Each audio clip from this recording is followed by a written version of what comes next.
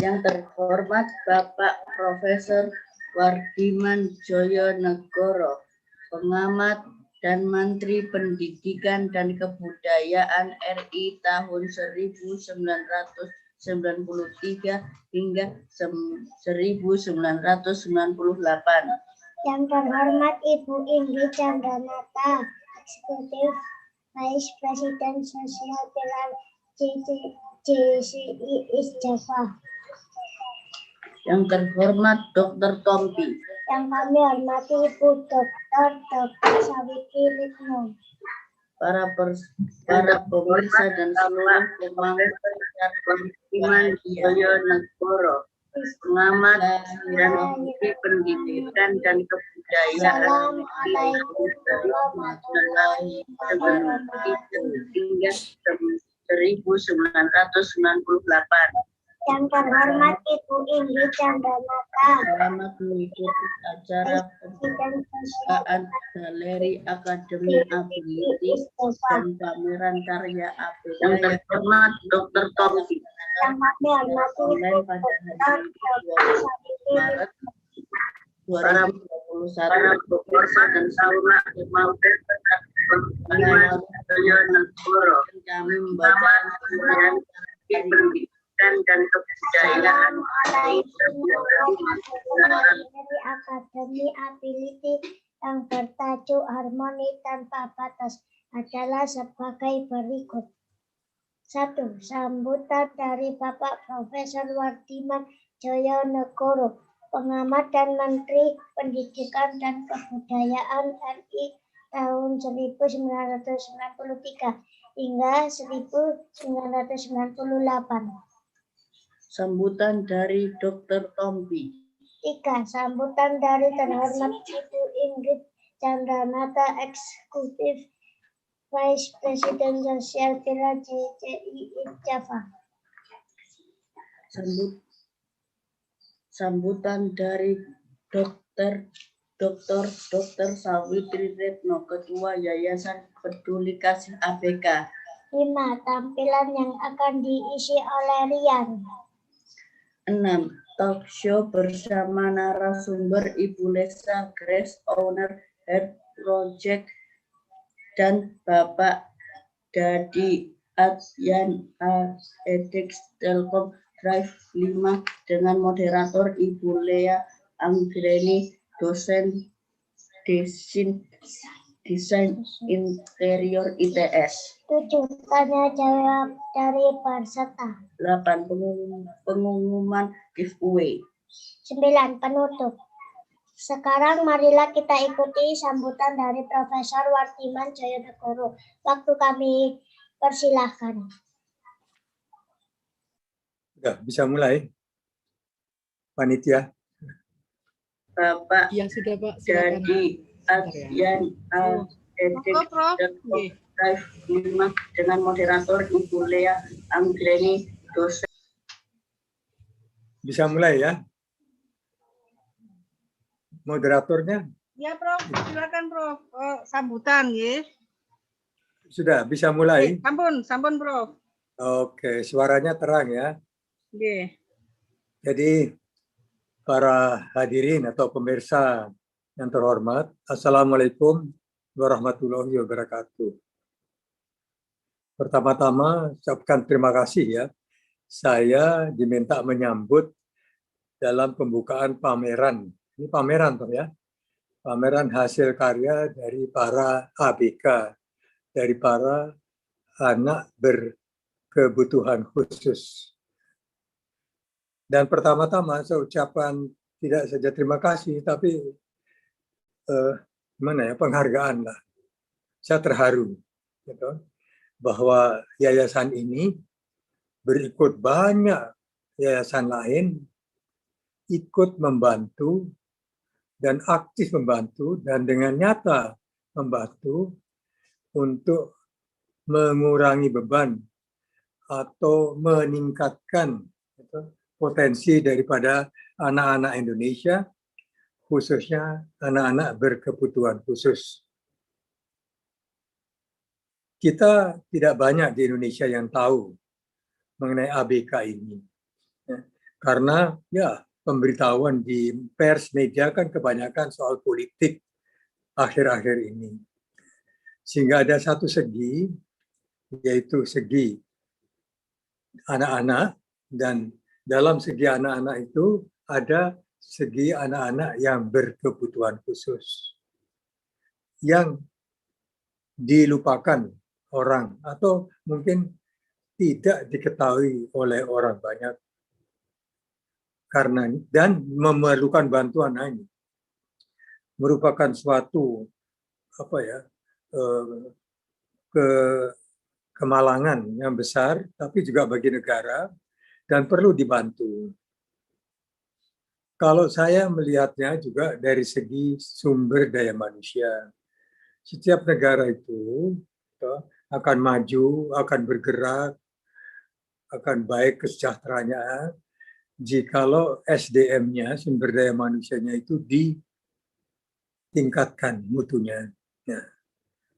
Tentu dengan pendidikan, pengajaran, dan lain-lain, pembimbingan, proteksi, dan lain-lain. Nah, tetapi ada satu bagian masyarakat yang tidak atau memerlukan perhatian khusus, yaitu ABK ini. Jadi ABK.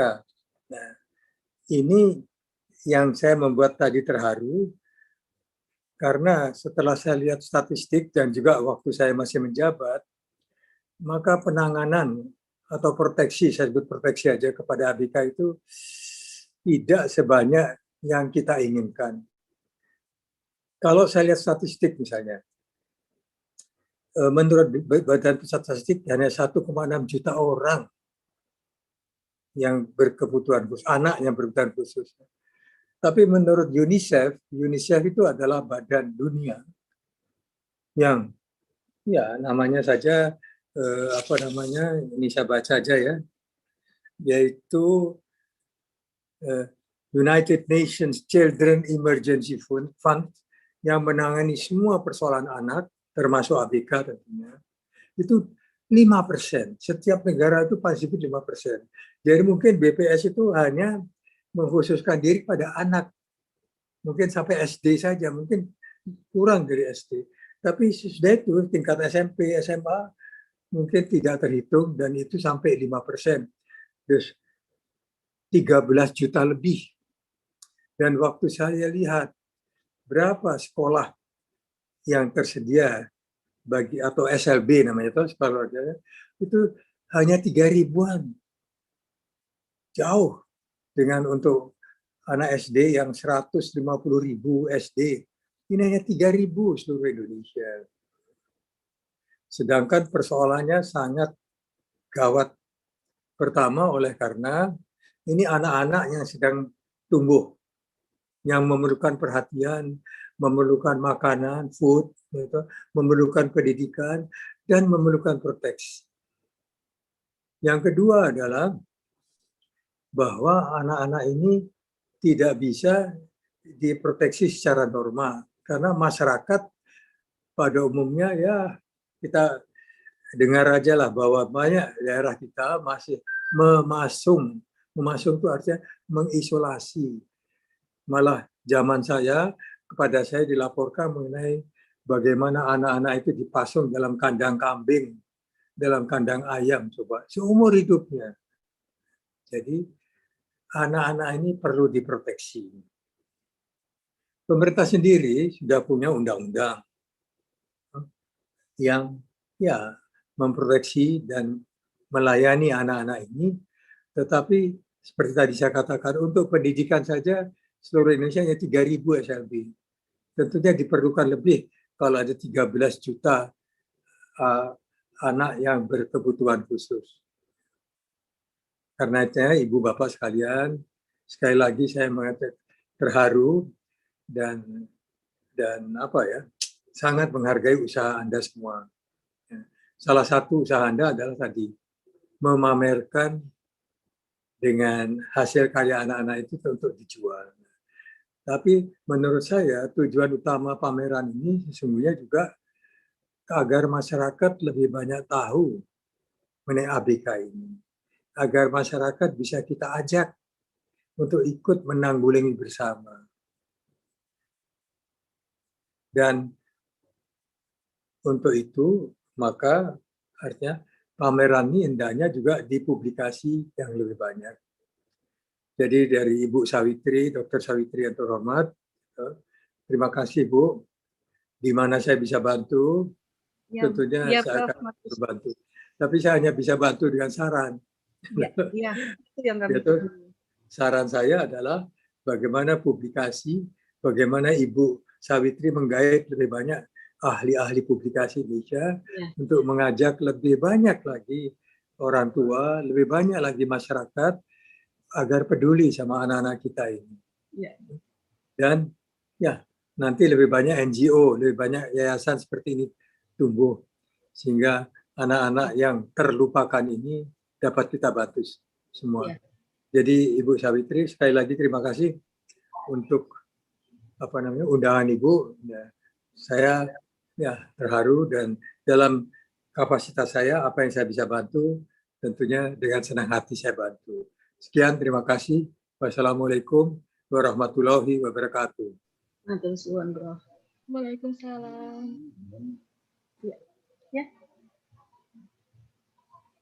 Ya, langsung. Terima kasih Profesor Fartiman atas apresiasinya. Mohon izin bertanya Profesor, bagaimana pendapat Profesor tentang kegiatan ini? Ya, tadi saya sudah sebutkan, ini adalah bagian daripada, kalau dari kacamata saya ya, jadi memamerkan hasil karya ABK, ini adalah bagian daripada memberi publikasi kepada masyarakat. Jadi semoga pameran ini lebih dipublikasi lagi. Saya lihat Anda sudah ikut pers, dan hasilnya baguslah untuk membantu. Tetapi yang penting adalah bagaimana orang tua, lebih banyak lagi orang tua, tapi orang muda, milenial, hati sosialnya kita bangunkan. Ya, supaya ikut membantu tidak saja yayasan Anda, tapi yayasan-yayasan yang lain. Itulah pendapat saya. Ya, matur suwun. Ya, matur suwun. Terima kasih Profesor Fartiman. Semoga Profesor selalu diparingi kesehatan dan selalu dalam lindungan Allah. Dan selanjutnya adalah sambutan dari Dr. Tompi. Kami persilahkan. Dokter Tompi, Pak artis, Prof. Penyanyi.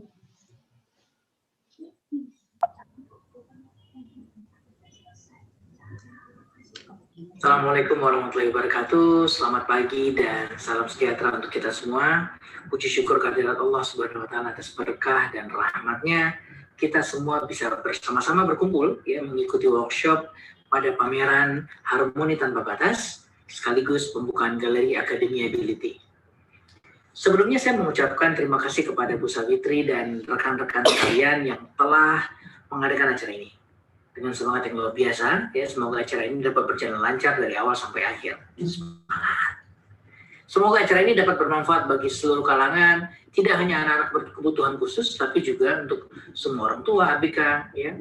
Dan acara ini akan menunjukkan betapa kreativitas yang dibangun para ABK dan orang tua sangatlah besar. Selamat pagi anak-anak, kakak-kakak, dan jajaran orang tua yang luar biasa. Pada kesempatan ini, meskipun kita berjumpa secara virtual, tetapi rasa semangat tetap membara di jiwa kita. Bahagia sekali dapat mendapat kesempatan untuk memberikan semangat kepada anak-anak kreatif penerus kemajuan bangsa. Ekonomi kreatif adalah sektor strategis dalam pembangunan nasional. Ya. Ke depannya tentu ini akan sangat semakin menantang, ya, karena itu ekonomi kreatif berkontribusi secara signifikan terhadap perekonomian bangsa Indonesia. Terdapat 3 sektor unggulan di bidang industri kreatif seperti kuliner, fashion, dan kerajinan yang menjadi penyumbang produk ekonomi kreatif terbesar saat ini. Kerajinan tangan yang banyak macamnya akan semakin memberikan daya kreativitas yang lebih dalam proses pembuatan produknya. Produk yang dihasilkan juga akan beragam dan tidak kalah menarik. Anak-anak dan orang tua sekalian, saya berharap kreativitas ini dibangun tidak hanya berhenti sampai di sini. Teruslah berkreasi dan berkarya serta menciptakan produk-produk baru yang memukau. Tunjukkan kepada khalayak bahwasanya ABK juga bisa berkarya. Tunjukkan kepada mereka, kita buktikan, kita bisa, bahkan melebihi anak-anak pada umumnya. Terus, kembangkanlah kreativitas dan jadilah sumber daya manusia yang membanggakan bagi negara. Sekedar mengingatkan ya bahwa daya saing di dalam maupun di luar negara terkait ekonomi kreatif cukup ketat. Maka tumbuh dan berkembang terus untuk memiliki daya saing yang kuat. Teruslah produktif, berkarya untuk menghasilkan karya-karya luar biasa. Sesungguhnya, produktivitas yang tinggi akan membuat kreativitas berangsur meningkat. Anda sekalian luar biasa. Terus berkarya, sekian dari saya. Kalau ada kesalahan saya minta maaf, tetap semangat, dan semangat berkarya. Terima kasih. Assalamualaikum warahmatullahi wabarakatuh. Assalamualaikum warahmatullahi wabarakatuh.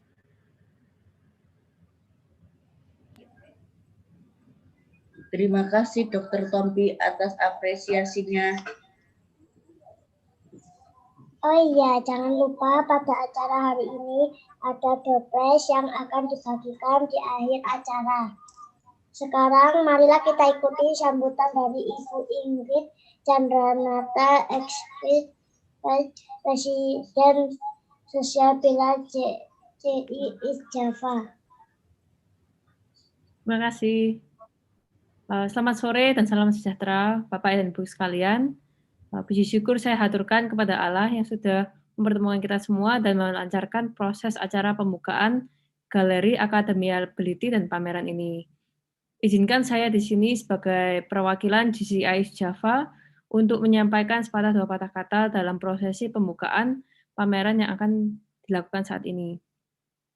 Sebelumnya, saya mengucapkan terima kasih kepada Dr. Sawitri selaku pimpinan dari Yayasan Peduli Kasih yang selalu semangat dan pantang menyerah dalam memperjuangkan pelatihan dan bantuan-bantuan kepada teman-teman dan adik-adik kita yang berkebutuhan khusus.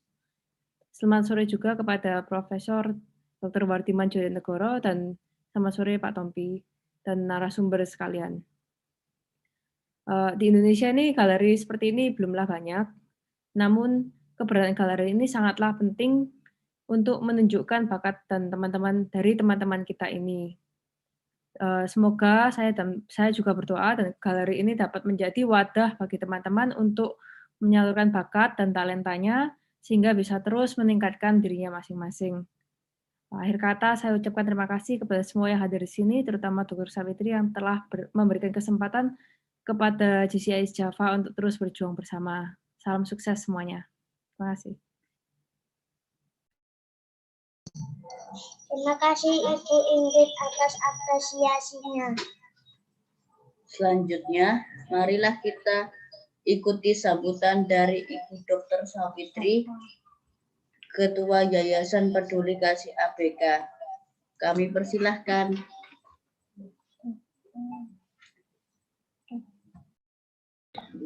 Terima kasih Mas Iris, Mbak Nagita, serta Prof. Wardiman, Dr. Tompi, kemudian Bu Ingrid dari JCI, dan juga Harian Surya, serta narasumber yang lain yaitu Bu Lesa Grace dan juga Pak Dadi. Rasanya tidak dapat kami katakan dengan kata-kata atas kehadiran Allah, atas kesempatannya kita bisa bertemu walaupun dalam suasana online seperti ini. Tapi dengan online ini justru dipermudah. Yang satu di Jakarta, yang Pak Dadi dari Labuan Bajo dan sebagainya bisa berkumpul bersama di dalam format ini, platform ini. Jadi terima kasih sekali dan juga terima kasih terutama kepada para orang tua ABK yang telah mempercayakan ABK-nya kepada kami. Jadi bersama-sama mewujudkan kreativitas mereka karena mereka layak untuk dihargai karyanya. layak untuk kita cari dan kita kembangkan, kita optimalkan, sehingga mereka tidak menjadi beban bagi masyarakat. Mereka bisa berkarya apapun kondisinya, ya.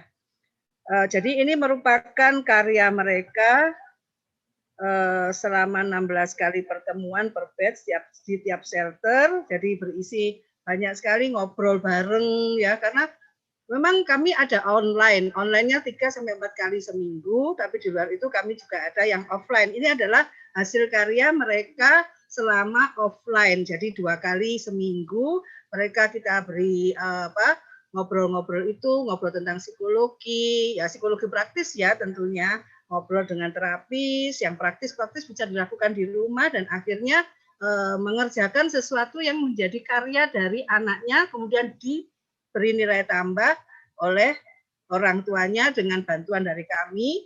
Kami tunjukkan Pinterest, YouTube, jadi sebagai inspirasi, dan juga alhamdulillah ada dari tambahan dari Bu Lea maupun Bu Vita. Jadi ini sekilas pandang, jadi yang dipakai adalah konsepnya zero waste dan upcycle. Jadi cocok sekali dengan beban lingkungan terhadap kain-kain yang semakin banyak, ya. Jadi ini bentuknya adalah juga pendampingan, nggak bisa ABK saja, ini adalah pemberdayaan ABK dan orang tuanya. Dan juga tidak hanya itu, kita ajak juga mereka, jadi tidak hanya asal mengerjakan, namun mereka juga kita berikan wawasan dengan studi banding ke tempat UKM yang sudah jadi secara nasional, UKM yang juga bergerak di ABK atau disabilitas. Jadi seperti itu. Jadi banyak sekali praktisi yang tergabung di sini. Jadi memang ini adalah proyek kerjasama dengan banyak pihak, ya, seperti itu. Lanjut, terus kemudian ini adalah katalognya. Jadi kami selama 21 Maret sampai dengan 4 April kami pembuka galeri. Tapi sebetulnya galeri pun tetap adanya seperti itu. Cuman untuk pameran kami silakan datang pada hari-hari yang sudah, karena ini pandemi ya, RSVP, silakan, dan ada juga workshop. Lanjut. Jadi harapannya bisa terjadi kerjasama lebih luas, masyarakat lebih tahu. Jadi ABK, apalagi yang kelas online tadi, ABK seperti hari ini yang jadi MC adalah ABK juga. Ini adalah foto-foto produknya, silakan. Jadi ada dari kain yang sudah dibuang, ya, kain yang sudah tidak dipakai lagi oleh sebuah hotel, ya, spray, sarung bantal, selimut dan sebagainya, itu kami potong-potong, kami jadikan wall hanging atau kami jadikan pemanis, jadi dilukis dulu sama anak-anak dengan bantuan orang tua tadi, itu menjadi tote bag atau wall hanging ini, atau dimasukkan di tas purun, atau dihiaskan di wall hanging yang berisi saku-saku yang bisa ditambahkan di situ, atau ini bisa dilihat kertas tas lempang, tas dompet dan sebagainya. Ya, lanjut. Jadi ini selain itu juga ada pelatihan membuat olah kain, yaitu sasiko, boro dan maupun jumputan, ya, dari Jepang seperti itu. Terus kemudian ini tak lupa ada bukunya, ada buku yang dibuat oleh Andre dan teman-teman. Juga ada workshop. Nah, ini testimoni dari produk karya ABK dari Bu Ina Silas, budayawan. Produknya sudah bagus dan penataannya sudah oke katanya. Dan dari Jakarta, Kemendikbud, ya, dari Bu Sri Renani. Nah, itu menyatakan keren dan bagus. Kalau ke Surabaya pasti beliau akan mampir seperti itu, dan para seniman maupun para akademisi maupun para praktisi. Terima kasih testimoninya. Lanjut, ada juga nanti ini selain workshop ini ada video kegiatan ini. Terima kasih pada Pak Nathan dan tim, juga pada Pak Dodi dan tim juga. Silakan. Manusia kerap mempertanyakan kehidupan yang diterimanya. Sebagian lagi tetap memeluk semua titah pemilik semesta, memperjuangkan diri dan sekitarnya agar lebih bermakna ketimbang menolak keadaan yang tak sempurna di mata manusia. Di bawah naungan YPK ABK, perempuan-perempuan penuh energi dan ulas asih memberikan waktu, tenaga, dan pikirannya, sebab mereka yakin tak satu pun hamba dicipta sia-sia. Saya Evita Dianasari. Di sini saya sebagai pendamping teman-teman ABK dalam kegiatan craft maupun kegiatan-kegiatan menjahit. Visi dan misi saya dengan Dr. Sawitri yaitu berbagi apa yang kita punya untuk bermanfaatan bagi banyak orang. Walaupun ada beberapa kendala untuk teman-teman ABK yang sipil, sangat sulit untuk mengkoordinasikan tangan untuk memegang jarum atau memegang alat-alat jahit. Kita bantu, tetapi lama-kelamaan mereka dengan perlahan-lahan meskipun perlu banyak waktu bisa menghasilkan suatu karya.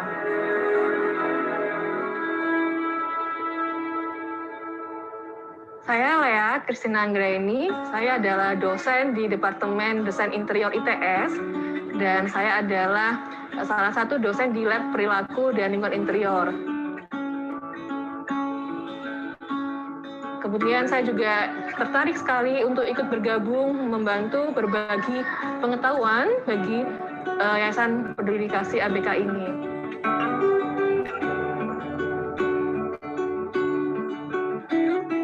Kami mencoba pertama dalam pengabdian masyarakat, mengajarkan sebuah keterampilan yang bisa diterapkan di berbagai elemen estetis interior. Salah satunya adalah tie-dye. Kebetulan waktu kami ngobrol, kami melihat bahwa anak dan orang tua adalah tim, sehingga diperlukan sebuah keterampilan yang mudah dan biaya yang sangat terjangkau. Produk-produk ini semua adalah hasil karya dari orang tua dan anak ABK, yang juga bisa dijual dan bisa mendorong mereka untuk membuat sebuah usaha mandiri.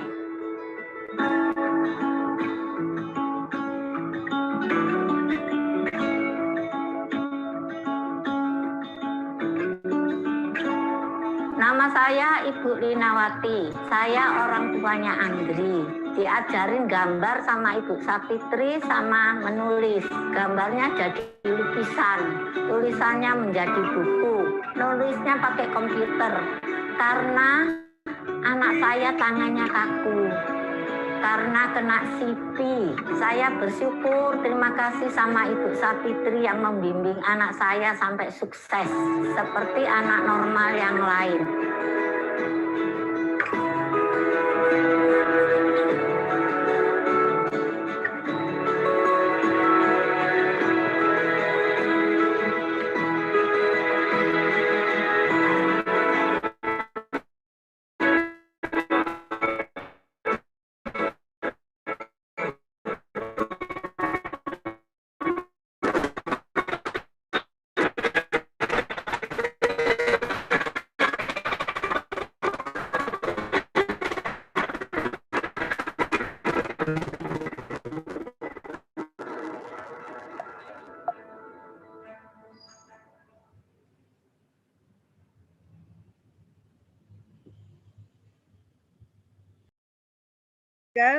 Dengan ada ini kelas workshop ya, jangan lupa tanggal 23, 25, 28, 30 Maret dan tanggal itu. Jadi selain itu juga silakan datang di tempat di Manyar Sabrangan 1A dengan menghubungi terlebih dahulu CP kami, ada tertulis di situ, bisa pesan dan bayar donasi juga bisa melalui rekening yang sudah tersebut di sini. Terima kasih semua. Monggo, ini merupakan bukti bahwa anak-anak ini bisa berkarya dan mari kita mengapresiasinya. Terima kasih.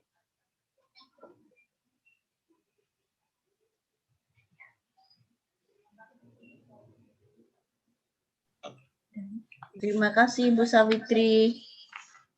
Selanjutnya kita akan mengikuti acara talk show dengan narasumber Ibu Lesa Grace Founder Heart Project dengan tema Upcycle Seni Mendesain Barang Bekas Menjadi Barang Bernilai dan Estetis. Waktu dengan moderator Ibu Evita, owner Perja Surabaya, by Aisyah. Waktu kami persilahkan.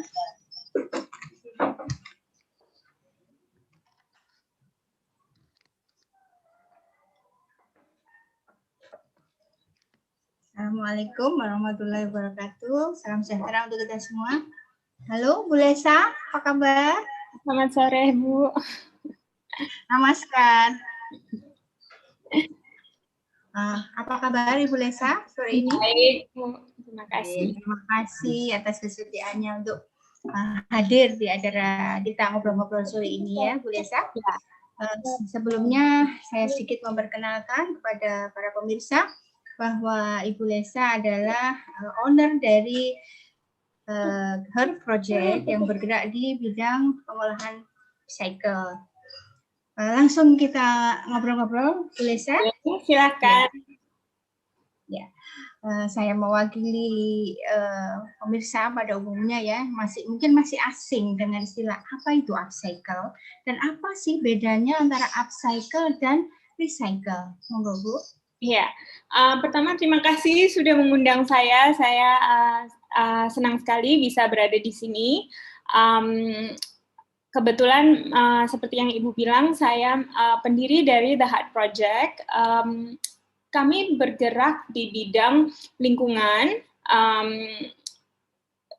Kami fokus ada tiga aspek ya, lifestyle, product, dan workshop. Nah, yang pertanyaan yang dari Ibu tadi adalah menyangkut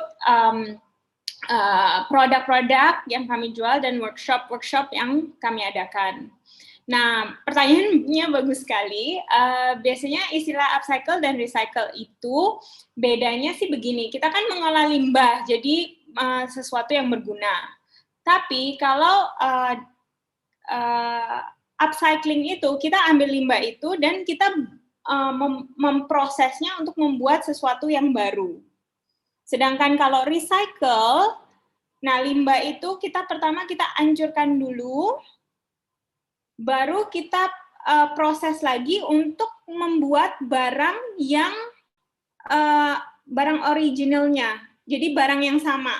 Jadi misalnya plastik nih, botol plastik kita caca, terus jadi biji-biji kecil, terus balik lagi kita buatnya ke plastik lagi, produk plastik lagi. Tapi kalau upcycle, misalnya kita ada sisa-sisa kain atau misalnya contohnya kayak di workshop saya dari kapsul kopi biasanya kita bisa bikin perhiasan. Dan itu prosesnya sangat berbeda antara upcycle dan recycle. Ya seperti itu dari saya. Masih mute, Bu. Oke, terima kasih Bu Lesa. Jadi kalau bisa saya simpulkan sedikit bahwa prosesnya kalau upcycle lebih singkat ya daripada recycle ya, Bu. Belum tentu, tergantung apa yang di upcycle. Contohnya biasanya kan kalau recycling itu mungkin sudah ada mesin-mesinnya ya, sudah ada proses tertentu. Tapi kalau upcycling itu mungkin butuh lebih lama untuk idenya, trial and error-nya. Misalnya contoh ada produk di tempat saya itu lampu yang dibuat dari karton susu bekas. Itu prosesnya bisa 6-8 bulan untuk trial dan error sampai kita dapat bahan-bahan ini yang cocok, terus kalau kita kombinasikan seperti ini baru bisa serak, bisa tahan lama, kualitasnya bagus, dan secara estetis juga enak dilihat gitu. Ya. Jadi lebih menggali ini ya, lebih menggali kreativitas ya untuk masalah upcycle ini ya. Iya, kayaknya sih seperti itu, karena kita harus kreatif dalam memikirkan ini mau dijadikan produk apa gitu. Jadi malah lebih unik karena mungkin tidak selalu sama ya, bisa barang yang bekas yang beda sama bisa jadi barang yang berbeda. Iya, yes. Terima kasih Bu. kalau boleh tahu apa sih motivasi Bu Lesa sehingga menggeluti bidang ini?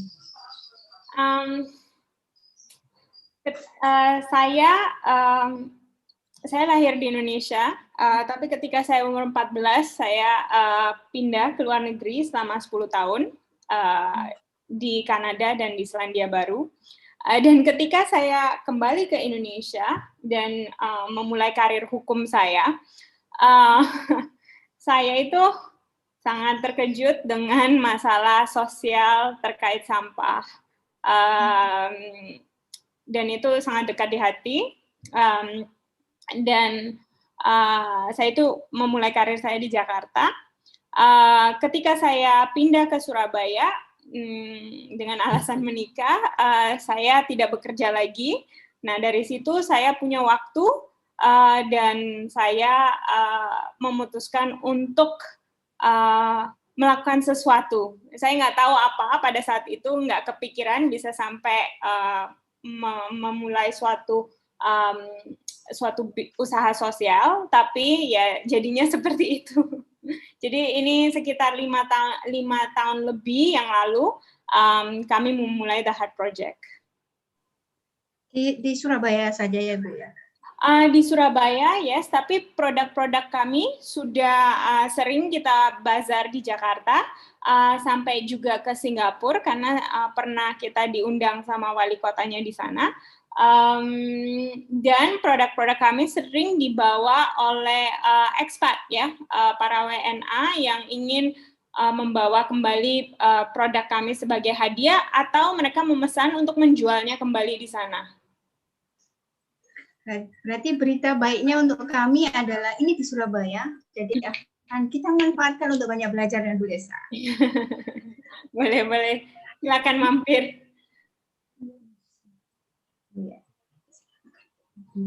Oke, satu pertanyaan lagi Ibu sebelum kita menginjak ke acara tampilan, nanti kita lanjutkan lagi ya Ibu. Boleh. Pertanyaan lagi. Oke. Dalam mengolah upcycle ini, Bu Lesa itu melakukan sendiri atau ada komunitas atau ada kelompok atau? Oke, jadi untuk produk-produk yang kami tawarkan di Heart Project Space kami, yang kebetulan ada di tengah kota, kita itu ada produk in-house, tapi ada juga produk-produk yang dibuat oleh pengrajin-pengrajin di seluruh Indonesia, khususnya dari Pulau Jawa.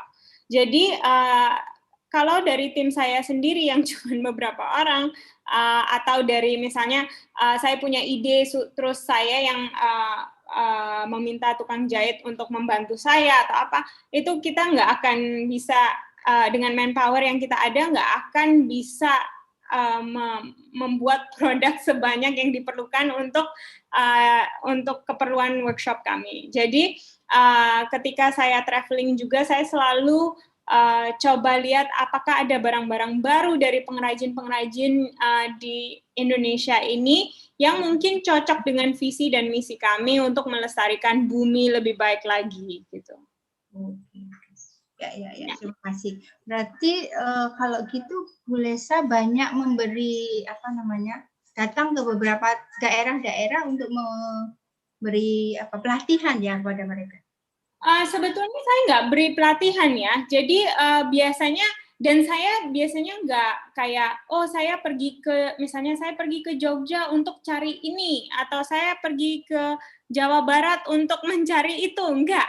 Biasanya saya kalau lagi traveling, misalnya nemenin suami kemana, atau menjenguk keluarga saya di Jakarta atau apa, biasanya ketemu dengan orang-orang yang bergerak di bidang upcycling. Nah, di sanalah saya bertanya-tanya kepada mereka, terus saya tanya tentang proses mereka, terus saya juga kayak melihat kualitas barang yang mereka produksi. Karena tentu saja dalam mengkurasi produk-produk tersebut, saya mempunyai standar sendiri, nggak bisa semuanya saya terima.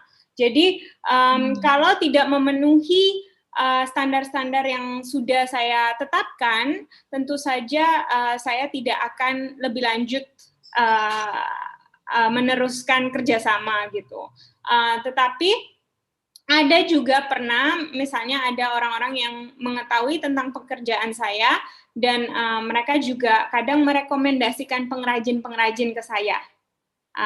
Dan dari sana juga kita networking. Tapi ya, saya senang sekali bisa menyediakan suatu platform di mana mungkin mereka tidak punya platform yang sama seperti saya, supaya produk mereka juga bisa terjual lebih banyak lagi.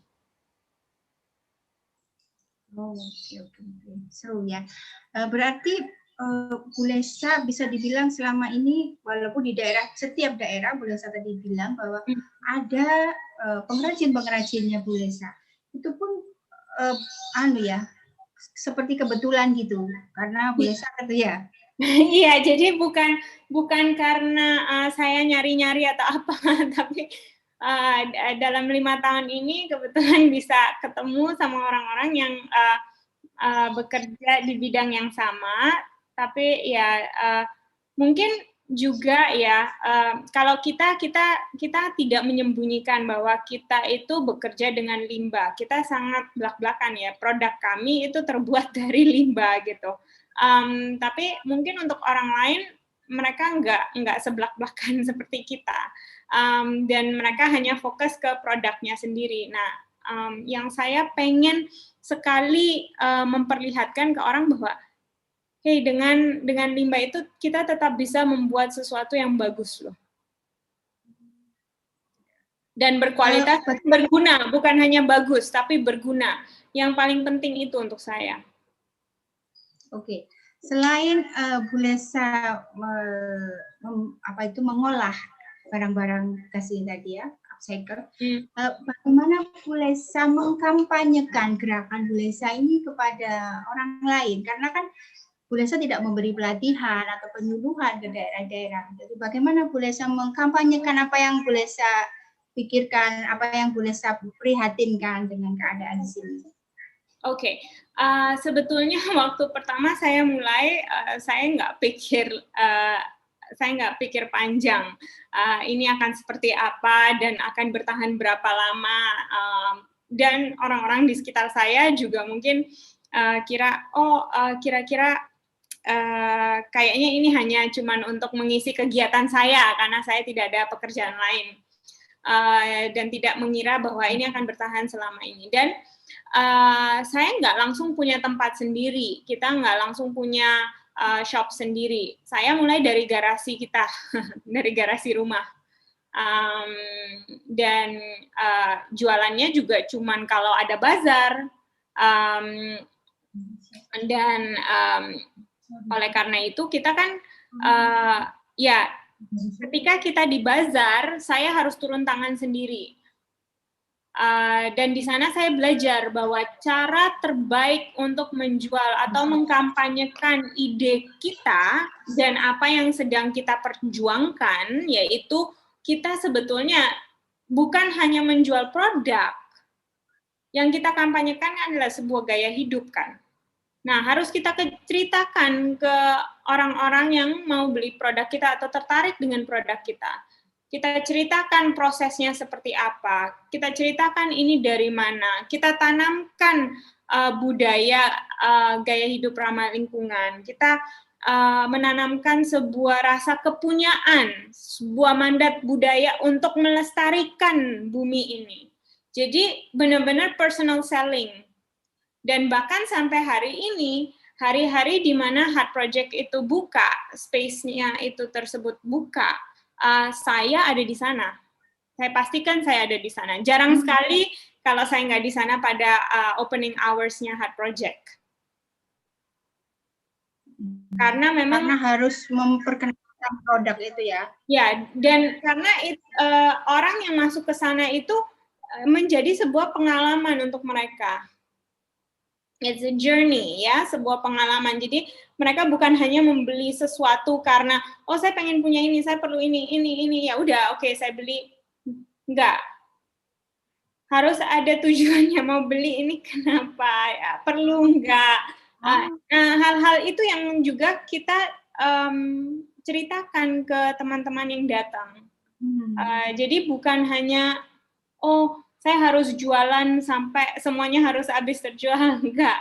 Tapi kalau setelah mereka bertemu dengan kita dan mereka mempunyai suatu insight yang baru atau ide-ide yang baru, atau mereka mempunyai suatu rasa tanggung jawab yang lebih tinggi lagi, itu untuk saya kesuksesan tersendiri.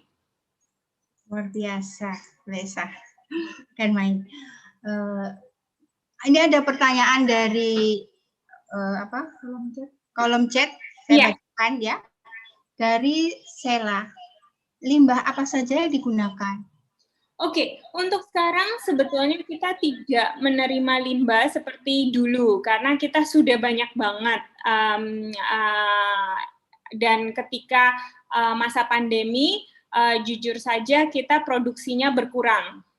Dan saya lebih giat mengambil barang-barang dari pengrajin-pengrajin yang sudah memproduksi supaya mereka juga punya penghasilan juga ya. Dan karena kita juga nggak buka seperti biasanya.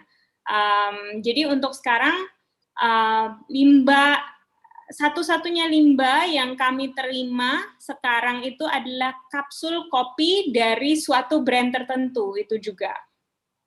Hanya itu, karena itu memang susah didapatkan dan kita banyak buat aksesoris dari limbah tersebut.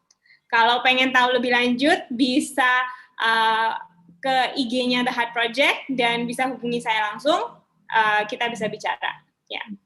Ya, penasaran benar dengan kapsul kopi itu seperti apa? Insya Allah nanti saya IG-nya. Ada pertanyaan lagi, Ibu, dari Nur Kurnia.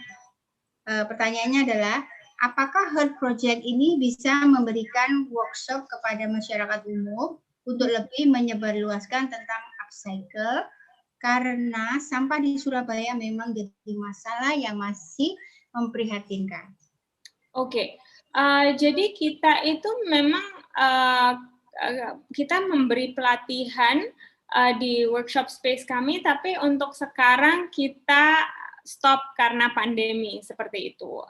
Mungkin kedepannya kita akan memulai lagi, tapi untuk sekarang belum ada. Dan kalau misalnya sering ikut bazar di Surabaya, dulu sebelum pandemi banyak sekali bazar dan beberapa kali setahun kita pasti partisipasi dalam beberapa bazar di Surabaya dan kita selalu ada waktu di mana kita sharing mengenai pekerjaan kami ke masyarakat luas yang datang ke bazar-bazar tersebut dan juga menyediakan workshop pada bazar-bazar tersebut gitu.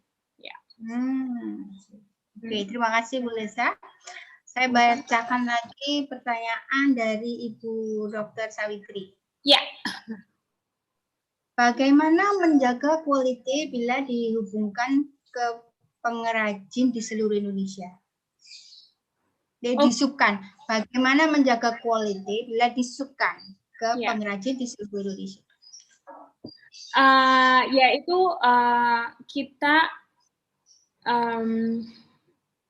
ketika proses kurasi pertama kami, ketika kita memutuskan untuk mengambil suatu produk, pertama saya pakai sendiri atau saya lihat sendiri. Jadi saya bisa membeli sesuatu, saya use sendiri dulu. Kalau sudah oke, baru mungkin saya akan berani ambil 2 atau 3. Terus setelah itu kita kembangkan lagi. Jadi di Heart Project itu kita nggak pernah sistemnya massal. Saya nggak akan pernah punya lebih dari 1 lusin barang yang sama. Itu juga antara satu, misalnya kalau dia produk yang sama, tapi ada 12 atau 6 gitu, pasti beda-beda semua. Karena kan bahan yang dipakai karena upcycling, kan pasti ada beda-bedanya sedikit gitu. Tidak seperti barang yang diproduksi di pabrik. Jadi kalau saya memang sukan dari pengrajin, saya sangat hati-hati dengan berapa yang saya order, terus saya selalu coba untuk menyarankan ke mereka kalau yang untuk Heart Project harus ada sesuatu yang khas Heart Project dalam produk tersebut, dan untuk menjaga kualitas kita nggak minta mereka produksi banyak. Terima kasih Bu Lesa. Masih ada satu pertanyaan lagi nih dari Dr. Sawitri. Bagaimana mendapat kepercayaan dari luar negeri seperti ketika Bu Lesa dapat undangan dari wali kota Singapura itu? Jadi itu sebetulnya saya lagi research mengenai orang-orang di Indonesia yang sudah dalam bidang upcycling ini, dan kebanyakan komunitas-komunitas itu ada di Jakarta. Nah, pada saat itu saya lihat ada salah satu atau dua ya orang tersebut, mereka juga mengadakan pameran di Singapura. Pada saat itu saya memang juga kebetulan harus ke Singapura, ada pekerjaan di sana. Jadi ketika saya lihat waktunya bersamaan, saya menyempatkan ke satu tempat di mana mereka mengadakan pameran, dan kebetulan orang ini juga menunjukkan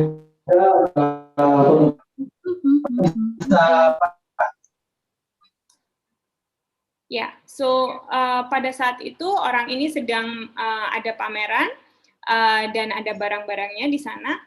Dan di sana saya networking, bukan hanya dengan orang ini, tapi dengan pengrajin-pengrajin lain di pameran di Singapura itu, di sebuah universitas di Singapura itu.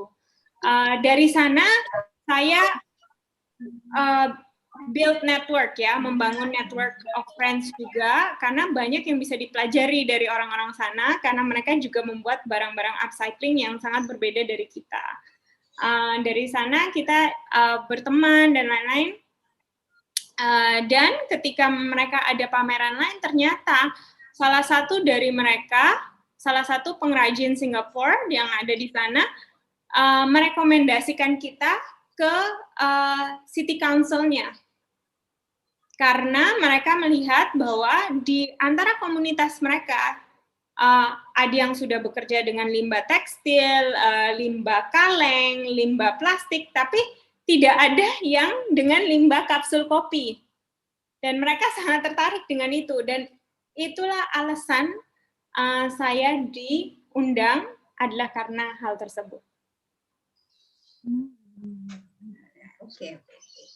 Jadi ada ini ya, kesempatan waktu itu ya. Iya.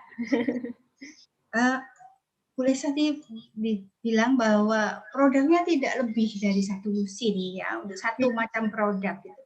Berarti kan ini termasuk bukan mass production. No. Untuk ya bahannya apakah boleh untuk menentukan harga bagaimana dengan kondisi yang seperti ini, dengan keterbatasan produk produksi? Oke. Saya sangat mengedepankan hal-hal berikut ini. Ini standar dari saya ya. Kualitas harus tinggi. Harus sesuatu yang berguna.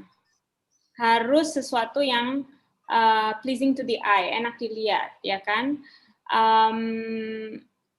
Terus kalau misalnya kayak jahitan atau pekerjaan handcraft lainnya, itu harus benar-benar finishingnya harus fine, ya. Dan kalau ada masalah ini itu kita harus perbaiki, kita nggak bisa jual produk yang setengah-setengah. Jadi oleh karena itu kan pasti membutuhkan waktu. Apalagi sebelum menjadi produk itu kita harus trial dan error dulu. Dan karena saya sekarang sudah punya tempat sendiri dan saya harus menggaji karyawan, dan harus tahu tentang operasional produk, UMKM-nya, jadi saya kan harus memperhitungkan itu semua. Jam kerja pun, contohnya kapsul kopi, aksesoris dari kapsul kopi. Sebelum dia bisa diproses, pertama kan kita mengumpulkan. Jadi orang menyumbangkan biasanya, atau kalau kita belum ada, kita biasanya blast message, kami lagi perlu, siapa yang ada, tolong disumbangkan. Terus yang kedua, kita itu kita itu menyortir, memilah yang bisa dipakai atau tidak. Setelah itu kita membersihkan. Nah, barang-barang seperti kapsul kopi itu bisa sampai 2 minggu untuk membersihkan sebelum dia bisa diproses, dipakai untuk diciptakan atau untuk menciptakan sesuatu. Jadi saya itu ya harus memperhitungkan ini semua. Kalau memang itu produk baru, ya saya tidak bisa memperhitungkan waktu trial dan error-nya, ya kan? Tapi saya juga tidak bisa bohong, satu barang itu bisa lama banget ngerjainnya. Jadi ya harus disesuaikan dengan biaya-biaya yang ada. Seringkali saya dibilang memang barang-barang yang ada di tempat saya itu mahal. Tapi memang butuh waktu untuk sampai bisa seperti itu. Kita kan tidak tidak menjiplak-jiplak atau mengambil ide orang gitu. Kita dengan limbah yang kita ada, kita harus menggunakan kreativitas kita sendiri, menggali, mungkin bisa belajar teknik-teknik tertentu dari orang. Kayak dulu saya pernah pelatihan sampai 2 atau 3 minggu di Singapura untuk cara mengolah limbah kaca. Tapi karena saya tidak ada mesinnya di sini, saya nggak meneruskan. Tapi ada beberapa teknik yang saya pelajari yang mungkin bisa dipakai dalam pembuatan produk-produk lain di tempat kami. Jadi ya semuanya harus diperhitungkan. Kita nggak sembarang kasih harga hanya untuk bisa menjual. Karena kalau enggak, kita akan rugi terus. Oh. Ya. Oh ya, Bu Lesa, di acara kita ini nanti yang bertanya ada yang dapat door prize, giveaway yang dari yang aktif bertanya. Nanti akan kita baca di akhir acara. Ini terakhir Bu Lesa, sebelum kita akhiri, pertanyaan terakhir adalah menurut Bu Lesa, apakah barang-barang Bu Lesa ini di Indonesia cukup diminati atau ada peminatnya ataukah kalangan tertentu saja? Kalau saya lihat selama 5 tahun ini, ketika saya mulai 5 tahun yang lalu, khususnya di Surabaya ya, kalau kita ngomong Surabaya aja dulu, pasarnya kayaknya pada saat itu belum siap. Karena idenya sangat new, sangat baru. It was a novel idea. Tapi ketika 5 tahun yang lalu, Jakarta sudah mulai. Jadi saya gencar suka bazar di Jakarta. Dan ketika barang-barang terjual di Jakarta, dan kita juga mulai gencar di sosial media, terus banyak yang ngeliat, dan saya juga ketika saya mempelajari pasar di Surabaya, saya melihat bahwa kalau di Jakarta orang lebih tertarik kepada barang yang kami jual. Kalau di Surabaya orang-orang lebih tertarik untuk anak-anaknya belajar cara membuat barang-barang yang kami jual. Jadi biasanya ketika saya bazar di Surabaya kita lebih menekankan ke workshop. Kalau di Jakarta lebih menekankan ke penjualan produk. Nah, pandemi kita nggak ada bazar dan kita baru buka. Jadi banyak pengeluaran, tapi kesempatan tidak banyak ya. Nah, kita menggunakan yang namanya sosial media ini untuk fokus ke penjualan produk-produk yang sudah ada. Dan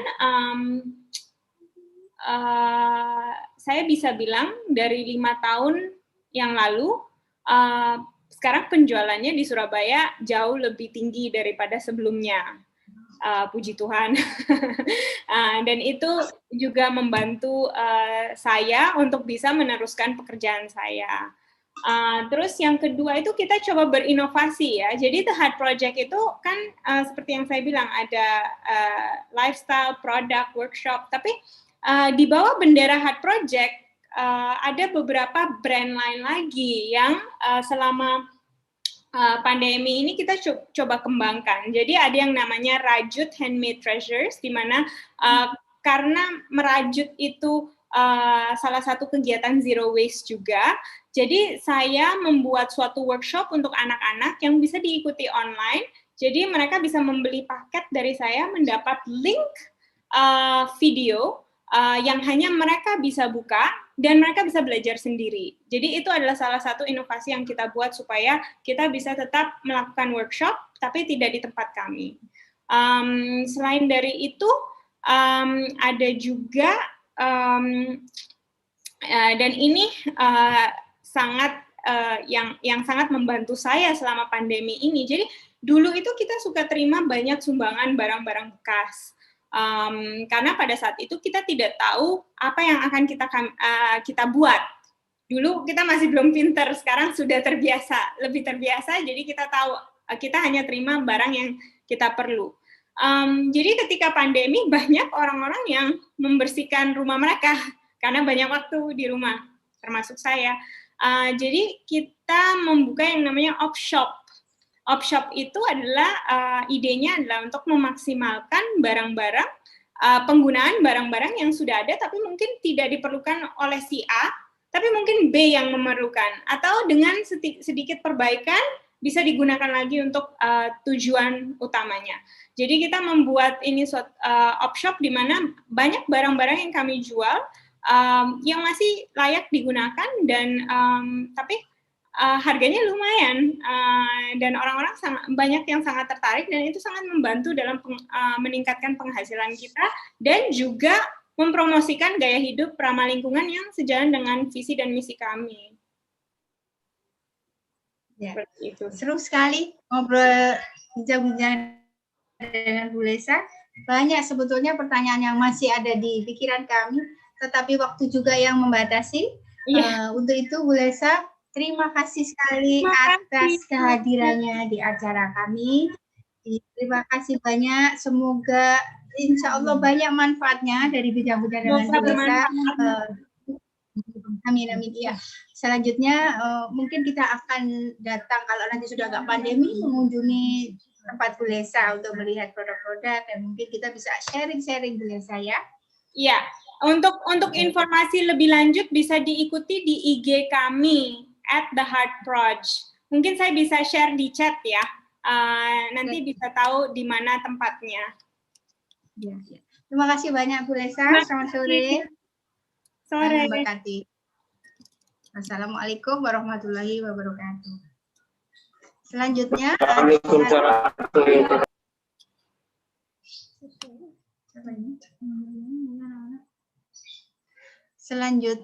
adalah acara talk show yang akan selanjutnya adalah penampilan dari sahabat ABK kita Riang. Mari kita saksikan bersama.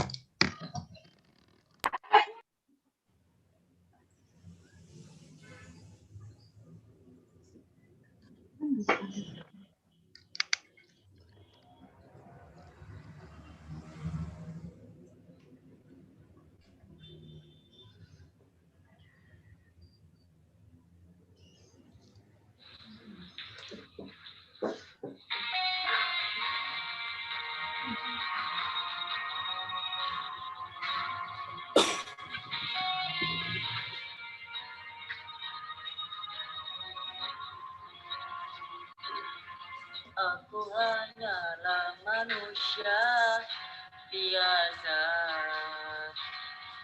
bisa merasakan sakit dan bahagia. Izinkan ku bicara agar kau juga dapat mengerti.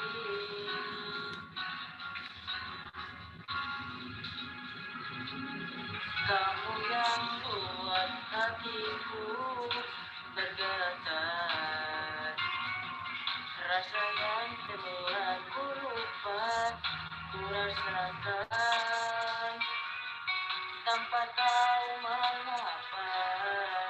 Yang ku tahu inilah cinta.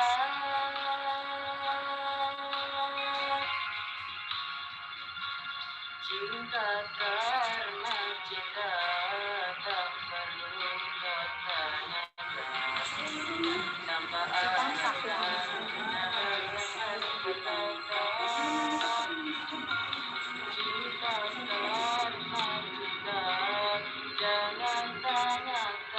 mengapa tak bisa jelaskan, karena hati ini dalam bicara.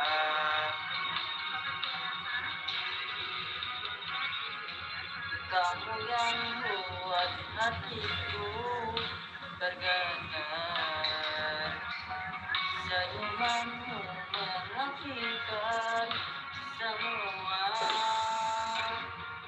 tanpa aku sadari, terasuk di dalam dada.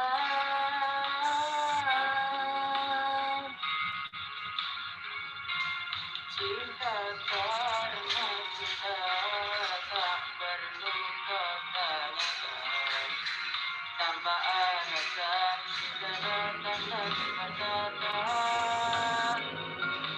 Cinta karena cinta, jangan tanyakan mengapa, tak bisa jelaskan, karena hati ini telah bicara.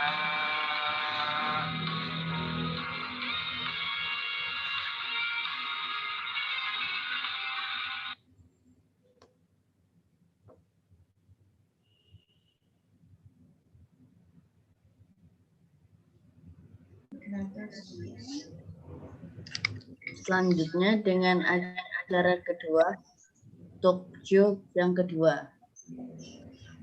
Dengan moderator Bulea. Silakan. Terima kasih Mas Iris. Selamat siang Pak Dadi. Sedang dalam Maaf, di jalan ya, di sambil. Sambil jalan. Selamat sore Pak Dadi. Ya. Capek nih Pak. Suaranya belum keluar.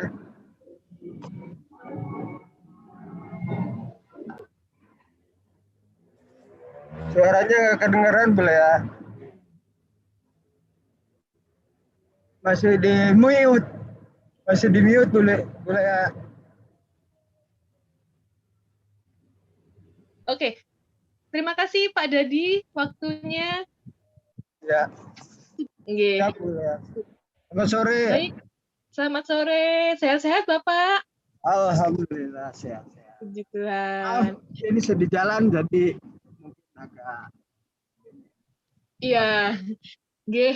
Jadi Bapak Ibu sekalian peserta pembukaan Galeri Akademi Ability, berikut adalah talk show bincang-bincang santai dengan Pak Dadi Ahdian, yang kebetulan beliau juga menyempatkan waktu untuk bisa bergabung, padahal masih sibuk ya Pak ya, apalagi dalam perjalanan pulang. Terima kasih banyak Pak Dadi untuk waktunya.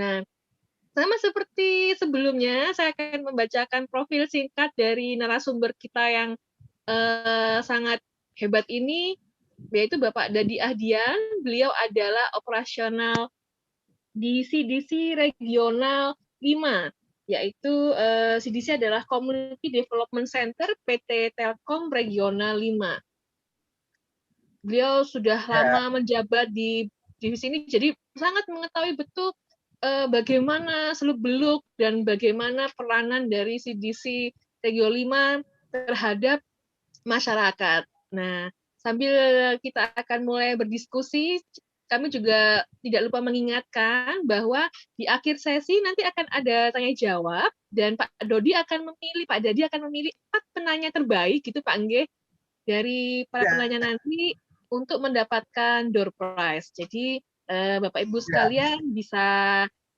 terus menyimak apa yang akan kita bincangkan sore hari ini. Baik, Pak Dadi, mungkin bisa dijelaskan Pak Dadi kilas singkat mengenai Community Development Center dari PT Telkom ini, khususnya yang di regional 5 Pak Nggih. Cakupannya di mana saja dan apa yang bisa kami pelajari dari sini. Matur nuwun, monggo Pak Dadi. Ya, terima kasih Bu atas kesempatannya. Mungkin saya jelaskan sedikit.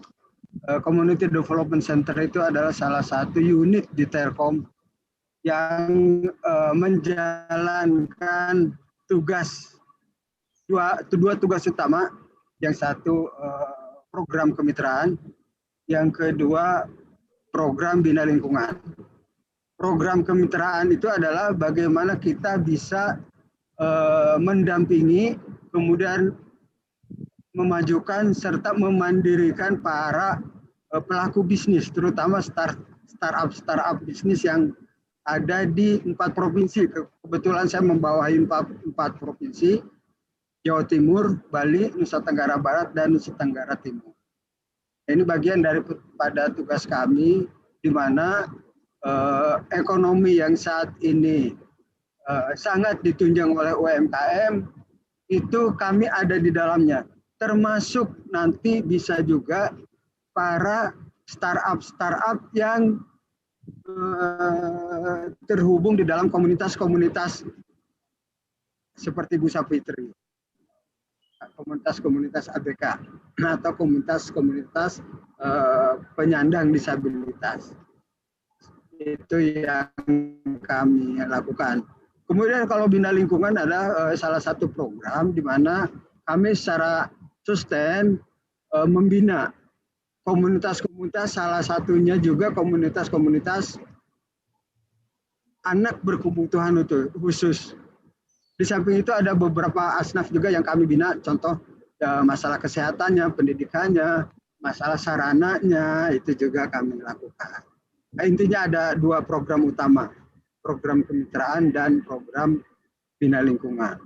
Apabila rekan-rekan salah satunya penyandang disabilitas ini ingin melakukan suatu bisnis melalui startup, kami siap membantu sampai dengan kemandirian ada di masing-masing pelaku bisnisnya. Apabila masih belum bisa mandiri, kami bimbing dengan pola hibah. Artinya program bina lingkungan itu pola hibah. Kita beri bantuan berupa permodalan atau alat-alat yang kami hibahkan tanpa harus mengembalikan kepada mereka-mereka yang memang secara konsisten ingin mengembangkan pola kemitraannya atau ingin menjadi startup bisnis. Walaupun dalam hal ini rekan-rekan penyandang disabilitas. Karena pada prinsipnya kami fokus ingin membuat ruang-ruang inklusi bagi mereka sehingga kesetaraan itu ada di dalam komunitas-komunitas, terutama anak-anak atau rekan-rekan para disabilitas, baik dari sisi pendidikannya maupun keterampilannya, kita ciptakan sama, mempunyai kesempatan seperti dengan rekan-rekan yang lainnya yang katakanlah tidak punya keterbatasan. Mungkin itu sedikit tentang CDC, Bu Lea. Baik. Terima kasih Bapak, penjelasan sangat gamblang. Ini menarik sekali Bapak, karena ternyata CDC dari PT Telkom ini khususnya Regional 5 yang mencakup Jawa Timur dan Bali serta Nusa Tenggara dan sekitarnya Panggil, itu sangat luas sekali. Nah, Bapak, ini seperti harapan besar bagi kami begitu. Artinya bahwa kami ternyata PT Telkom begitu peduli dengan kelompok masyarakat yang berkebutuhan khusus seperti kami, yang inklusif seperti kami, sehingga kami juga punya kesempatan yang sama untuk bisa lebih maju bersama yang lainnya. Pertanyaannya sekarang begini Bapak, bagaimana Pak ya caranya supaya kami bisa mendapatkan bantuan dari CDC PT Telkom? Apa yang harus kami lakukan supaya bisa untuk dibantu begitu? Ya, yang pertama kita itu tentunya datang dari proposal yang masuk boleh. Dari proposal itu kita coba validasi, terutama proposal itu kita utamakan bantuan-bantuan itu harus melalui komunitas pembinanya. Nah ini yang sangat diperlukan karena bantuan kami adalah bantuan yang berupa sustain setiap saat, bahkan dengan Bu Sapitri itu sudah beberapa tahun, itu bisa kita evaluasi, perkembangannya bisa termonitor, dan keberhasilannya bisa kita rasakan. Kami dalam hal ini, untuk bantuan-bantuan yang sifatnya personal kepada para ABK itu, kami coba seminim mungkin kita berikan. Karena hal ini hanya sekedar kalau kita lihat tuh bantuan besok setelah tidak dibantu, mereka juga tidak akan menjadi apa-apa setelah kita bantu. Jadi hanya sebatas dia membutuhkan, kita beri, besok membutuhkan lagi. Tapi tidak ada di situ program berkelanjutan yang menjadikan para teman-teman penyandang disabilitas itu kemandirian yang sebenarnya. Artinya kesetaraan dengan para teman-teman yang tidak punya kekurangan, tidak punya keterbatasan. Nah, ini kita hindari. Jadi yang kami inginkan tuh mereka harus terhubung oleh komunitas-komunitas yang terhubung dengan stakeholder yang lain juga seperti Ibu Safitri. Sehingga dengan mudah apabila bantuan itu kita berikan hanya dari Telkom, saya yakin juga perkembangannya agak terhambat. Karena kami butuh regulator-regulator atau stakeholder yang lain yang juga mensupport komunitas itu. Sehingga apa yang kami berikan itu tidak overlapping dengan bantuan dari pihak yang lain. Kebanyakan selama ini tuh kalau kita lihat, dahulu saya lihat, bantuan yang diberikan overlap karena kami tidak terhubung kepada stakeholder yang lain. Kami tidak terhubung dengan regulator yang lain. Nah, ini yang kami sekarang hindari. Sehingga ketika kami membantu suatu yayasan, misalnya dari sisi pengembangan pendidikannya terutama, misalnya kita berikan bantuan IndiHome, BLC, bantuan komputer, dari pihak lain ada yang membantu, misalnya expertnya, aplikasi yang membuat aplikasi itu membantu. Sehingga apa yang kita berikan, yang kami berikan itu juga akan bermanfaat secara sustain dengan bantuan stakeholder yang lain. Mungkin itu tujuan kami. Dan kami hindari di sini bantuan-bantuan itu hanya sekedar, terutama bantuan sembako itu kami hindari. Karena bantuan sembako itu kami berikan untuk kelompok-kelompok dan pada saat-saat tertentu. Tapi itu tidak sustain. Hanya sebatas istilah pada event-event misalnya Ramadan atau apa itu kita berikan.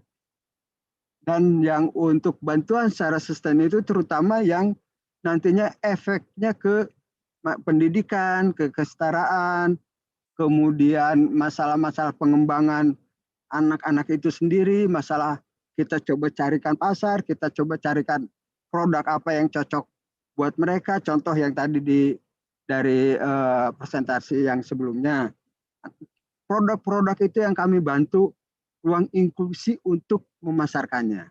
Kami bantu kalau mereka untuk masalah alat-alatnya mereka masih belum siap untuk membeli sendiri, kita bantu alat-alatnya. Dan itu kita evaluasi. Setelah berhasil, apalagi sih yang kira-kira perlu dibantu? Misalnya, oh ini perlu masalah pendidikan, perlu pembimbing dalam hal misalnya seni.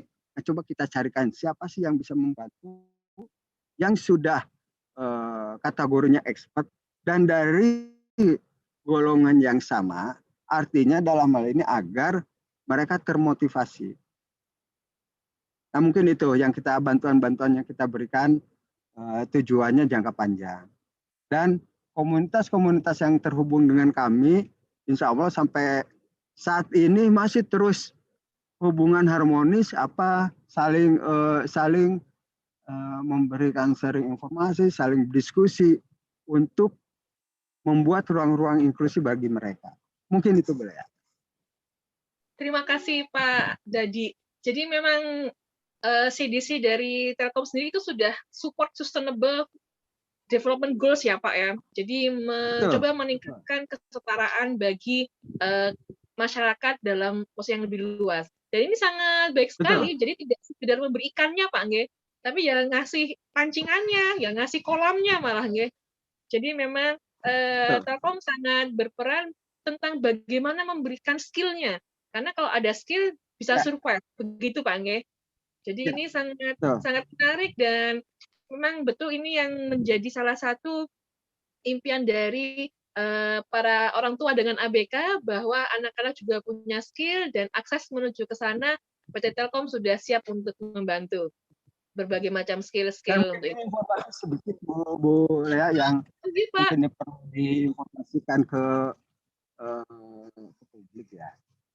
Untuk komunitas-komunitas, sekarang ada beberapa komunitas yang seharusnya dengan kami selalu berhubungan, mempunyai anak asuh yang juga saling berhubungan dengan kami, bahkan kami sering mengadakan kumpul-kumpul, entah itu di rumah rekan-rekan disabilitas atau di rumah kami, sharing. Dan yang kami banggakan tuh sekarang ada beberapa komunitas yang anggotanya yang tadinya dari, memang kebanyakan anggotanya dari rekan-rekan yang secara ekonomi masih perlu kita bantu. Alhamdulillah, sekarang beberapa rekan dari disabilitas sudah ada yang menempuh pendidikan S1, S2, dan S3. Dan rata-rata mereka juga sudah punya pekerjaan baik itu dosen ataupun di bidang yang lainnya. Itu yang kami sangat bangga kepada mereka, dan dari sisi istilah intelektual mereka tidak berbeda dan bahkan lebih daripada kita-kita ini. Karena sehingga saya juga sering berpikir, anak berkebutuhan khusus itu kan kalau kita lebih banyak kan anak berkebutuhan khusus itu default. Nah ini yang kalau saya lihat agak sedikit harus diterjemahkan lagi. Jika anak berkebutuhan khusus itu kita bimbing secara default artinya bimbingan dari orang tua dan lingkungan. Ini yang harus kita support, karena ketika anak berkebutuhan khusus itu dibimbing defaultnya lingkungan dan rumah orang tua, tanpa ada desain dari komunitas-komunitas yang memang mensupport secara bersama-sama dengan kami, itu kayaknya juga kurang cepat bisa berhasil. Nah, dalam hal ini kami selalu dengan Bu Safitri terutama selalu berbicara, coba anak-anak yang berkebutuhan khusus yang sekarang pembinaannya masih sifatnya default, itu kita rubah. Kita ajak ke komunitas-komunitas sehingga mereka bisa berkembang secara desain. Artinya sudah direncanakan bahwa si A ahlinya komputer, sekolahkan sampai tingkat universitas. Kalau misalnya yang seni, kita kasih pendidikan mereka seni.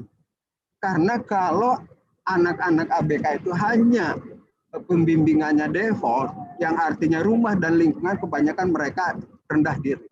Karena memang dalam hal ini para orang tua atau keluarga maupun lingkungan justru menghindari yang sifatnya desain.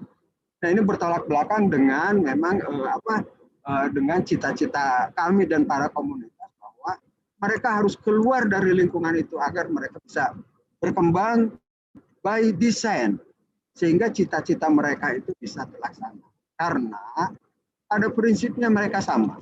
Mereka punya hati sama seperti kita. Mereka hanya terbatas di dalam sisi katakanlah fisik, tapi secara psikis mereka sama. Nah, apabila mereka misalnya dalam sisi satu kurang, kemudian psikisnya juga kita tidak kembangkan, itu ada dua kerugian yang akan dialami oleh para ABK. Nah, kita harus bijaksana bahwa sesuatu yang kurang harus kita tutup. Ruang-ruang inklusi itu yang akan memberi kesempatan kepada mereka. Sebaliknya, kita-kita yang tidak punya berkebutuhan khusus, apa bisa dikatakan ABK? Bisa.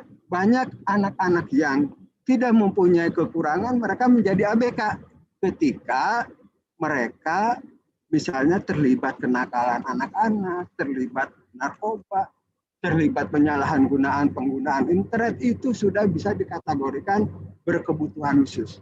Karena mereka harus dibimbing ke jalan yang seharusnya.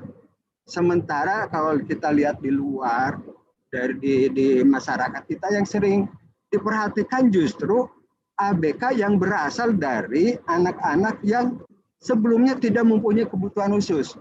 Anak normal nakal ada tempat untuk mendidik agar tidak nakal. Anak-anak yang katakanlah terlibat narkoba, ada tempatnya untuk mereka bina. Dan itu yang sering terjadi, yang sering expose-nya luar biasa di media massa. Sementara anak-anak yang berkebutuhan khusus Siapa kalau bukan komunitas-komunitas itu yang menyiarkan bahwa mereka itu penting. Jangan hanya yang tadinya tidak ABK menjadi ABK kemudian dikembalikan menjadi tidak ABK. Justru ini ada yang harus kita luruskan di dalam bagaimana kita membimbing para ABK yang sebenarnya ini yang harus lebih kita tekankan. Nah mungkin itu jadi pengertian ABK menurut kami itu ada anak normal yang juga kategorinya ABK, yaitu anak-anak yang terlibat narkoba itu berkebutuhan khusus untuk dibina. Ada tempatnya untuk pembinaannya. Nah sementara ABK yang sebenarnya ini justru jarang terekspos terutama di dunia penyiaran. Mungkin itu boleh. Terima kasih banyak Pak Dadi. Jadi sangat jelas UKM dari Pak Dadi. Artinya bahwa memang ABK itu kan lebih disability, ketidakmampuannya. Bukan berarti tidak bisa ya Pak ya, hanya ada kondisi-kondisi tertentu yang membuat dia tidak mampu, baik itu secara fisik maupun kondisi kesehatan dan mentalnya. Bapak Ibu sekalian dan Pak Dadi, terima kasih banyak untuk penjelasannya. Mungkin juga bisa begini Bapak Angge, kebetulan Yayasan Peduli Kasih ABK juga berencana akan membuat sebuah sekolah inklusi, jadi sekolah non formal yang base-nya non formal. Ya. Sangat mungkin Pak ya didukung oleh CDC dari Telkom Regional 5 ini. Ya, insya Allah selama ini Bu Safitri dengan kami sudah sangat dekat sehingga kita saling terbuka. Apa yang kami bisa support, apa yang bisa dikembangkan oleh Bu Safitri itu kita terbuka. Dan coba kita hal-hal yang tidak bisa kami lakukan sendiri, eskalasi ke regulator yang lain. Itu yang sudah dilakukan. Ya mudah-mudahan dengan rencana dari Yayasan Peduli Kasih itu luar biasa. Saya sangat mensupport. Sejak saya kenal Bu Safitri itu yang selalu kita bicarakan. Insya Allah untuk pengembangan anak-anak berkebutuhan khusus terutama ini yang dari usia anak-anak dan remaja, kami berusaha selalu mendampingi secara sustain dan terukur. Itu boleh. Terima kasih banyak Pak Dadi yang mewakili dari CDC PT Telkom Regional 5. Semua yang disampaikan Bapak sangat menginspirasi kami dan memberikan harapan bagi kami bahwa ada kesempatan banyak bagi semua anak-anak, baik itu yang berkebutuhan khusus maupun yang tidak, supaya sama-sama bisa berkembang dan menjadi generasi-generasi penerus bangsa yang sangat bermanfaat.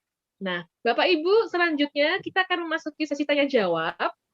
Saya ada beberapa pertanyaan Pak Dadi, bisa nanti mohon untuk dijawab, kemudian Bapak memilih begitu, ya, akan coba kami berikan. Pertanyaan yang pertama, ini dari Ibu Madu Murni. Jadi, apakah bisa membantu untuk terapi putra saya yang masih berusia 5 tahun? Kalau apakah mungkin untuk kegiatan terapi Bapak? Ya, terima kasih. Jadi begini, CDC itu sebetulnya itu bisa masalah kesehatan salah satu bagian daripada kami. Cuman dalam hal ini coba Ibu terhubung dulu dengan komunitas, misalnya dengan Ibu Safitri, katakan aplikasi Bu Safitri, kemudian tidak hanya anak Ibu, mungkin juga anak-anak yang lain, ada yang butuh terapi, ada yang butuh pendidikan misalnya di pengembangan komputernya, ada yang butuh apa, itu kami secara kontinu dengan yayasan-yayasan itu terus kita bantu. Jadi kami hindari memang untuk bantuan-bantuan yang sifatnya personal. Karena kalau kita bantu secara personal ada banyak sekali. Dan kami tidak sanggup untuk mengevaluasi partial by one by. Jadi lebih baik masuk ke komunitas ABK, kemudian dari situ kita perkembangannya baik kesehatan, pendidikan, dan lain-lain kita evaluasi. Itu sudah kami lakukan juga. Mungkin itu Bu Lea. Oke, terima kasih Bapak. Ini juga ada beberapa pertanyaan yang apakah bisa dijelaskan lebih detail lagi mengenai bina lingkungan, Pak Nyun Sewu. dan batasan budget untuk misalkan komunitas mengajukan proposal. Ya, jadi untuk proposal itu silakan diajukan dari komunitas-komunitas yang bergerak di dalam yang berhubungan dengan ABK katakanlah. Nah, nanti itu kita evaluasi dan kemungkinan itu kita survei ke lokasi itu. Jadi biasanya kan itu kayak gunung es, Bu. Ya. Yang diinformasikan ke kami satu, padahal di bawahnya ada 10, ada 20. Nah itu kita perlu diskusi untuk pengembangan berkelanjutan sehingga apa yang kami berikan itu secara jangka panjang bisa bermanfaat bagi anak-anak. Silakan bisa.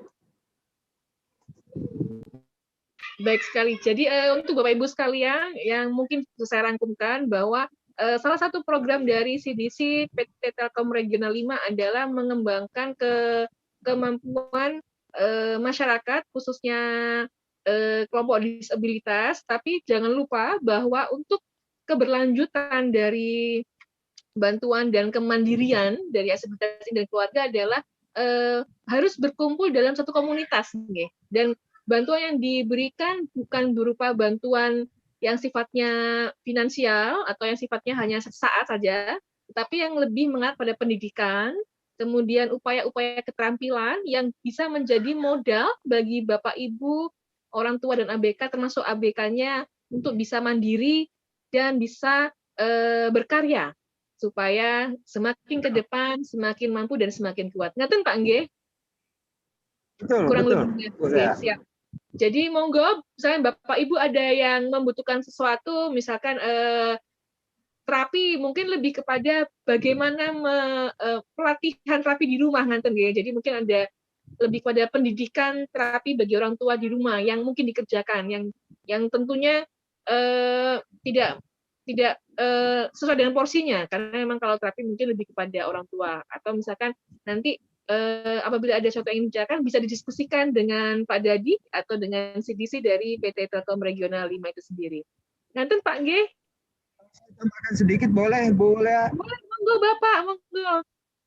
Jadi gini, prinsipnya itu yang tadi beberapa pertanyaan itu tidak ada masalah, cuman saya sarankan terhubung dengan komunitas-komunitas yang secara sustain membina para ABK. Itu kita coba solusikan sama-sama, termasuk dalam hal tadi ada terapi, bahkan kami dengan Bu Safitri sering ngobrol. Yang harus kita bina tidak hanya ABK-nya, tapi para orang tuanya. Karena mereka lah yang nanti akan mendampingi setiap saat di rumah dan di lingkungannya. Nah ini yang sangat diperlukan. Misalnya katakan ada anak yang perlu terapi pijat, kemudian kalau itu kita datangkan yang mijat, terus setiap saat kan sangat repot sekali. Nah lebih baik ibunya diberikan misalnya kursus atau pelatihan-pelatihan bagaimana memijat anak pada kondisi-kondisi tertentu, sehingga para ibu inilah atau orang tua ini yang berperan aktif terhadap anak-anaknya. Yang perlu sangat sekali juga diberikan wawasan-wawasan dalam hal ini tuh, kalau saya lebih cenderung kepada selain anaknya, tapi lingkungan dan orang tua. Karena hambatan-hambatan ini justru datangnya bukan dari siapa-siapa. Hambatan tuh sering datang dari orang tuanya.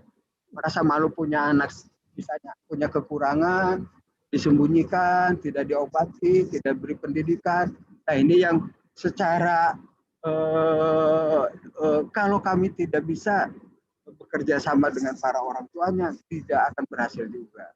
Nah kami harap juga apabila ada yang ingin, misalnya para ibu-ibu, pengen deh latihan untuk mengajarkan anak-anak bagaimana caranya anak itu bisa menggambar dengan baik, bagaimana cara mengajarkannya, buka ruang kelas untuk ibu-ibunya dan kami siap untuk mensupport.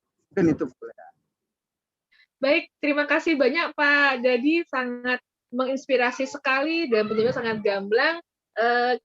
Rupanya Bapak Ibu yang juga sudah cukup jelas. Nah, baik, sesi berikutnya kita akan bergabung Pak Dadi dengan Ibu Lisa Grace. Kita akan berdiskusi bersama-sama, mungkin ada pertanyaan gabungan tentang bisa nggak sih ABK ini bikin usaha kayak upcycle-nya punya Bu Lisa dan salah satunya. Untuk itu Pak Dadi, terima kasih banyak untuk waktunya. Kita akan bergabung sesaat lagi. Selanjutnya akan saya serahkan kepada pembawa acara kita, Mas Iris dan Mbak Nagita. Sekali lagi Pak, selamat menempuh perjalanan supaya terima kasih banyak Bu ya udah diberi kesempatan. Ya saya Bu, kita akan bergabung lagi Bapak ini. Oke. Kita akan sesi bergabung dengan pembicara pertama Bapak. Ya. Gimana Bu Lea? Kurang jelas? Kayaknya saya kita akan bergabung dengan pembicara pertama. Kita akan ada bersama Ibu Lisa Grace juga Bapak. Oh iya, silakan. Siap. Oke. Terima kasih. Kami kembalikan kepada Mas Iris dan Mbak Nagita.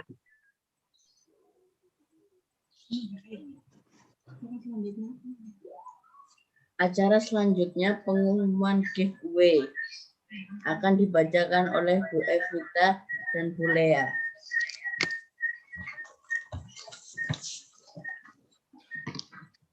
Makasih. Selanjutnya akan saya bacakan giveaway yang akan kita berikan pada penanya pada acara talkshow dengan Ibu Lesa. Satu adalah Ibu Sheila. Yang kedua Ibu Nur Kumala. Ketiga Ibu Siti Sundari. Dan yang terakhir, yang keempat adalah dari Madu Murni Humaira. Dari nama-nama yang disebutkan ini tadi, dimohon untuk mengirimkan nomor WA-nya ke nomor berikut. Nah, ini ke kontak person Mbak Tara. 0812 39 31 36 78. Ada di layar. Selanjutnya, kami persilakan Ibu Lea mengumumkan Baik. Terima kasih Bu Vita. Untuk sesi kedua ini yang bertanya adalah dari Madu Murni. Selamat untuk Ibu atau Bapak dari Madu Murni untuk pertanyaannya sangat mewakili dari para peserta lainnya. Jadi karena kebetulan pertanyaannya Madu Murni, jadi yang mendapatkan giveaway adalah dari Madu Murni saja. Tapi jangan lupa karena habis ini ada sesi gabungan lagi, mungkin masih ada 3 kesempatan untuk penanya nanti pada saat sesi dengan Ibu Lisa Grace dan Bapak Dadi bersama. Terima kasih Bu Vita, kami kembalikan kepada MC. Oke Mbak Lea, terima kasih. Saya mengingatkan lagi ada acara penting juga yang perlu kita simak tanggal 22 besok. Jam 16 sampai 17 bersama Ibu Sri Murni dari Semarang, Ibu dari Mas Faisal Aujis tentang bagaimana membersamai ABK dewasa. Dan juga pada tanggal 24 di jam yang sama dengan Dr. Edi dari FK UNER tentang kesehatan reproduksi untuk ABK terutama di masa pandemi. Terima kasih. Selanjutnya saya kembalikan pada Mbak Nagita.